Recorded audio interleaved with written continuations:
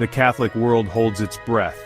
Pope Francis, the charismatic leader of 1.3 billion souls, is grappling with a severe health crisis. The Gemelli Hospital in Rome, so often a backdrop for papal health dramas, has once again become the epicenter of anxiety and fervent prayer. The diagnosis is grave double pneumonia, a serious condition for any individual, let alone a man of 88 years. Francis, known for his warmth and connection with the faithful, is reportedly receiving high-flow oxygen. His advanced age and history of medical challenges only deepen the concern. Millions around the world, from the humblest villages to the grandest cathedrals, are united in prayer for their shepherd. The Vatican, a beacon of tradition and continuity, projects an air of cautious optimism. Yet, the gravity of the situation is undeniable.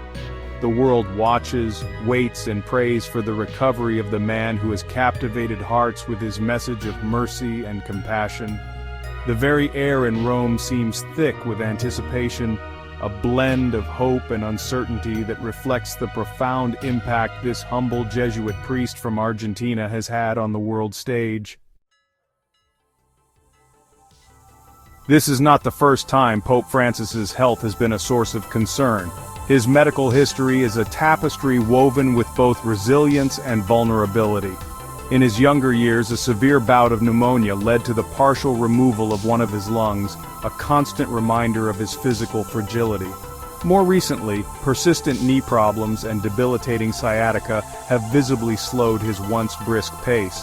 These ailments, while not life-threatening in themselves, paint a picture of a man grappling with the limitations of an aging body. The image of the Pope, often requiring a cane or even a wheelchair for mobility, has become increasingly familiar. Despite these challenges, Francis has maintained a relentless schedule, tirelessly advocating for the poor and marginalized. His travels, though physically demanding, are a testament to his unwavering commitment to global engagement and dialogue. He seems determined to reach out to the peripheries, both physically and spiritually. The current health crisis, however, presents a new level of concern. It raises questions about his ability to continue shouldering the immense responsibilities of the papacy, a role that demands not just physical stamina, but also immense spiritual and emotional fortitude. The specter of resignation, once unthinkable for this seemingly indefatigable pope, now looms large. In his recent autobiography Hope, Francis addressed this very possibility with characteristic candor. He recounted his decision to draft a letter of resignation in case his health ever prevented him from fulfilling his duties. However, he also emphasized that leadership in the church requires more than just physical strength.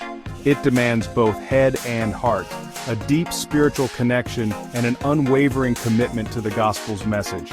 These qualities, he implied, transcend the limitations of the physical body. The possibility of a second consecutive papal resignation in recent history is unprecedented in modern times. It would undoubtedly send shockwaves through the Catholic world, raising profound questions about the future direction of the Church. The very act of stepping down, once considered almost unthinkable, would be a powerful testament to the weight of the office and the recognition of human frailty, even in the highest echelons of the Church. Should Pope Francis decide to step down, the process of selecting his successor would be governed by centuries-old traditions. A conclave of cardinals, those men who represent the Church's highest leadership, would convene in Rome. Their solemn task, to elect the 267th successor to St. Peter, the fisherman-turned-apostle who became the Church's first pope. Names are already being whispered in the hushed corridors of the Vatican. Cardinal Pietro Parolin, the Vatican's Secretary of State, is widely seen as a leading contender. His deep experience in international diplomacy and his understanding of the intricacies of the Vatican make him a formidable figure. Other potential successors include Cardinal Peter Turkson, known for his work on social justice issues, and Cardinal Luis Tagle, a popular figure in his native Philippines, and a strong advocate for the poor and marginalized. Each man brings his own unique experiences and perspectives to the table. The Catholic Church stands at a crossroads. The potential loss of its charismatic leader comes at a time of great challenge and opportunity. The world faces a multitude of crises, from climate change and poverty to political instability and war. The next pope, whoever he may be, will inherit the mantle of leadership at a pivotal moment in history.